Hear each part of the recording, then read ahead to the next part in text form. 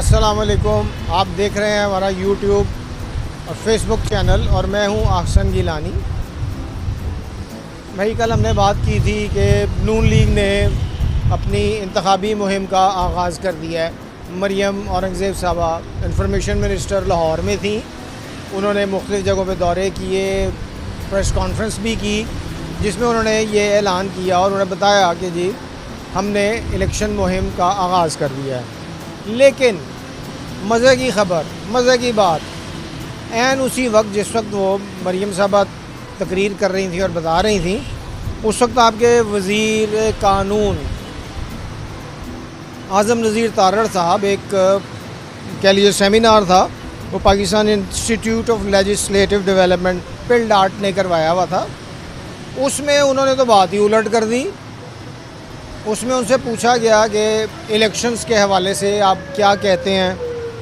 اعظم نذیر تارڑ صاحب کا جو جواب تھا، پہلے تو کچھ گول مول تھا، بعد میں انہوں نے ذرا کافی اوپنلی، جس کو آپ کہہ لیجئے، انہوں نے اس بات سے انکار کیا کہ جی ہم وقت پہ اکتوبر یا نومبر میں الیکشنز کروا سکتے ہیں۔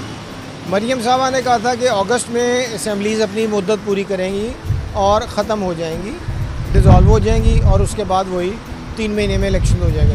لیکن اعظم نذیر تارڑ صاحب اس بات پہ مصر رہے کہ حالات ایسے نہیں ہیں، اجازت نہیں دے رہے۔ بھئی حالات تو پھر کبھی بھی اجازت نہیں دیں گے۔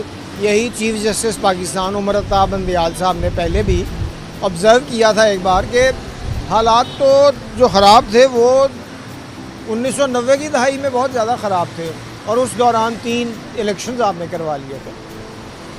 تو بات یہ ہے کہ میں جس طرح سے پہلے کہتا آ رہا ہوں کہ اس حکومت کی نیت نہیں ہے الیکشنز کروانے کی۔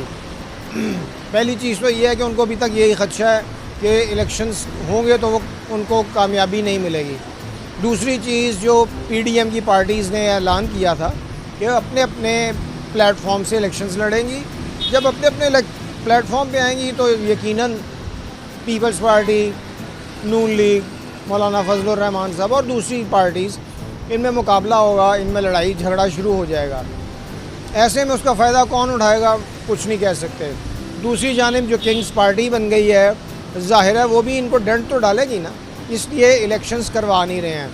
اعظم نذیر تارڑ صاحب نے جو بیان دیا اور جو انہوں نے اس وقت کہا، انہوں نے بات خطرناک بھی کر دی کہ آرٹیکل آئین کے جو ہیں 232 اور 234 انووک کیا جا سکتا ہے۔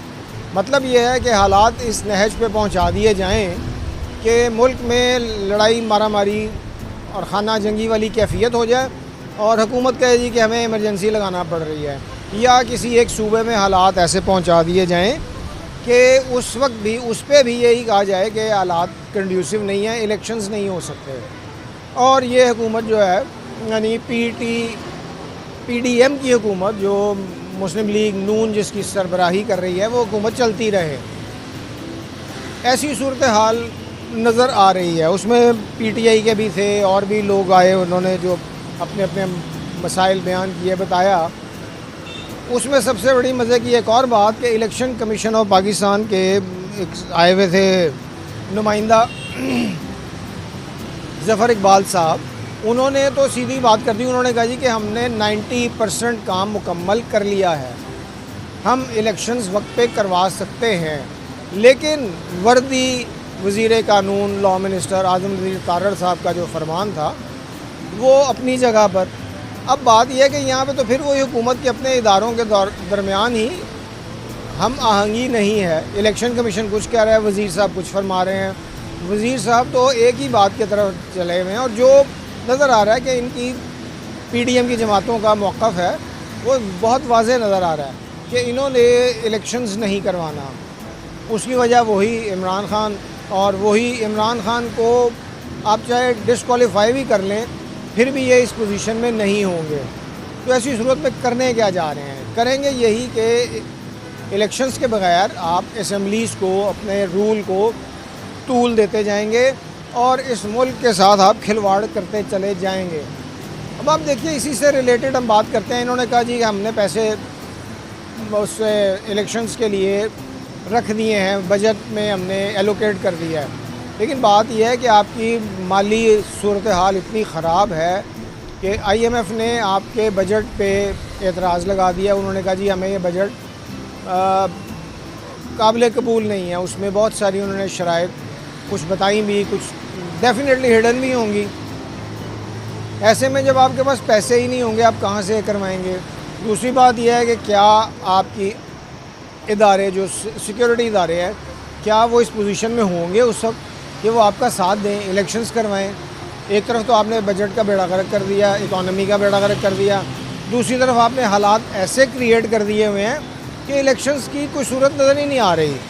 ٹھیک ہے, ایسی صورتحال کم از کم میرے تو نظر سے پہلے نہیں گزری ہے, میرے اپنے ایکسپیرینس کے مطابق. اب نظر کیا آ رہا ہے؟ نظر صرف اتنا سا آ رہا ہے کہ یہ اقتدار کو طول دیں گے اور جو PDM خاص طور پہ مسلم لیگ نون جو چاہ رہی ہے وہ چاہ رہی ہے کہ سیاسی شہید بن جائیں.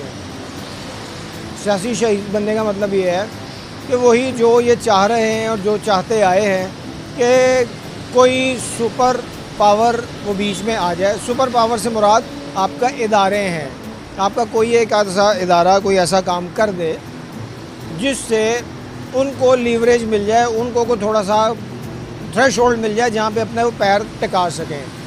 اس لیے کہ باطنی نظر میں تو نظر یہی آتا ہے کہ سپریم کورٹ بھی ان کی بات کسی کو ماننے کو تیار نہیں. اس کے ساتھ ساتھ آپ وہی دیکھ لیجئے کہ خود سے یہ الیکشنز کروانے کی پوزیشن میں نہیں ہے. تو آپ نے الیکشن کمیشن کے ساتھ بھی اس کو تو اپنے آپ کے سب سرونٹ ہیں, آپ نے سپریم کورٹ کے ساتھ بھی لڑائی جھگڑا مول لے لیا ہوا ہے. اب آپ کا ارادہ یہ ہے کہ آپ کسی بھی طرح سے کچھ ایسا کام کر دیں کہ آپ کو سیاسی شہید بنا دیا جائے. میرے تو نہیں نظر آتا کہ نواز شریف صاحب واپس آئیں گے اور الیکشنز ہوں گے. مریم صاحبہ جو آج کی خبر تھی کہ انہوں نے بھی, حمزہ شہباز شریف صاحب نے بھی, انہوں نے کچھ تھوڑی سی تیاری شروع کی ہے, کچھ اناؤنسمنٹس آئی ہیں. لیکن میری ذاتی رائے میں مجھے الیکشن ہوتا نظر نہیں آتا. اللہ ہمارے ملک پر اپنا کرم فرمائے, ہمارے حالات پہ اس ملک کو سٹیبلٹی دے, اکنامک بھی اور پولیٹیکل بھی, تاکہ ہماری آنے والی نسلیں ایک اچھے ملک میں, ایک اچھے سازگار ماحول میں اپنی زندگی گزار سکیں. اگلے ویلاگ تک کے لیے اجازت دیجیے. السلام علیکم.